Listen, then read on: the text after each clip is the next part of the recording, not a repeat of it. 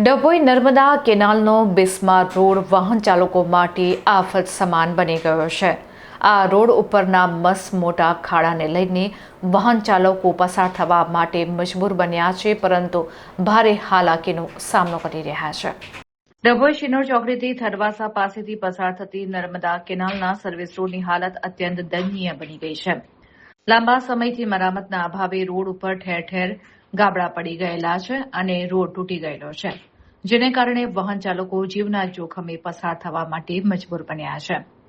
કાગળ પર દર વર્ષે ચોમાસા પછી રિપેરિંગની વાતો થાય છે, પરંતુ વાસ્તવિકતામાં રોડ ઉપર ડામર ઓછો અને ખાડા વધુ જોવા મળે છે, જેને લઈને વાહન ચાલકોને હાલાકી ભોગવવી પડે છે। ત્યારે વહેલી તકે આ મુશ્કેલીમાંથી વાહન ચાલકો અને રાહદારીઓને મુક્તિ અપાવે તેવી લોક માંગ ઉઠી છે।